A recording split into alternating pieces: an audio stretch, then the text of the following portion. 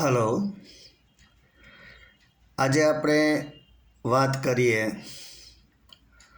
Nothing is free in this world, એટલે કે જીવનમાં કશું મફત મળતું નથી. Everything comes at a cost or consequence. Hence better be mindful of the choices you make in your life. દરેક વસ્તુ કે દરેક આનંદની કિંમત ચૂકવવી પડે અથવા તો તેના પરિણામ ભોગવવા પડે. હા, માત્ર દૂષિત હવા અને સૂર્યપ્રકાશ હજુ આપણને મફતમાં મળે છે. બાકી ધરતી અને જળની તો કિંમત ચૂકવવી પડે છે. સવારમાં ઉઠતા વેત જ આપણી દરેક પ્રવૃત્તિની કિંમત ચૂકવવાનું શરૂ થઈ જાય છે અને આપણે ઊંઘીએ ત્યાં સુધી ખર્ચનું મીટર ફરતું રહે છે. અલબત્ત ઊંઘ દરમિયાન પણ પંખા, એસી, કૂલર ચાલતા હોય તો તેનું બિલ તો આવે જ છે.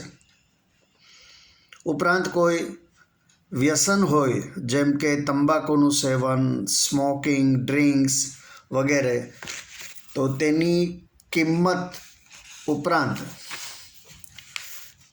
જો કોઈ ગંભીર બીમારી લાગુ પડે તો એ આનંદની ખૂબ મોટી કિંમત ચૂકવવી પડતી હોય છે. સૂર્યવંશી રાજા દશરથને શિકાર કરવાનો શોખ હતો, જેનું કેટલું ભયંકર પરિણામ ભોગવવું પડ્યું.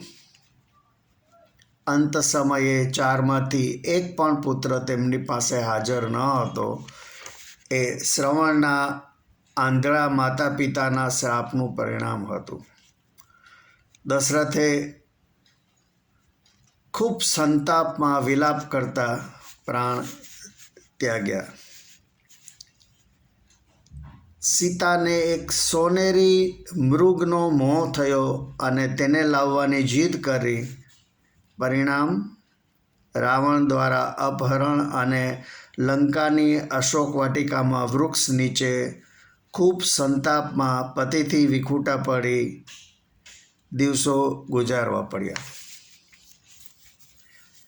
જેમને આપણે ધર્મરાજ યુધિષ્ઠિર કહીએ છીએ, તે જુગડું રમવા બેસી ગયા અને રાજપાટ ઉપરાંત પત્ની દ્રૌપદીને પણ દાવમાં લગાવી હારી ગયા. જુગાર રમવાના આનંદમાં ભાન ભૂલી કેટલી મોટી કિંમત ચૂકવવી પડી. બુદ્ધ અને મહાવીર ખૂબ સુખી રોયલ પરિવારમાં જન્મેલા. જીવનમાં બંનેની ગાડી સુખ તરફ ગતિમાન હતી. બંને પરણ્યા, બંનેને સંતાનો થયા, પરંતુ એકાએક સંસારની નિરર્થકતાનું જ્ઞાન થતાં બંને ગાડીમાંથી ઉતરી ગયા અને બધા જ સુખોનો ત્યાગ કરી સંન્યાસ લઈ લીધો. સુખ તરફની દોટ પડતી મૂકી આધ્યાત્મિકતાની રાહ પકડી લીધી.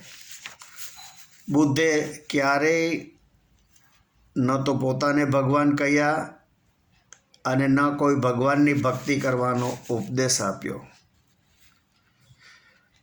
મહત્વનું એ છે કે દરેક આનંદની પણ કિંમત ચૂકવવી પડે છે, પરંતુ બધા માટે એક સરખી નથી. કોઈને ખૂબ ભારી કિંમત ચૂકવવી પડે છે અને કોઈને નજીવી કિંમતમાં વાત પતી જાય છે. ઉપરાંત એ કિંમત ક્યારે ચૂકવવી પડશે એ અનિશ્ચિત છે. આપને જો મારી આ વાત ગમી હોય તો મારા વિડીયોને લાઈક કરજો, આપના ગ્રુપમાં શેર કરજો અને મારી ચેનલને સબસ્ક્રાઈબ કરજો. આભાર. આવજો.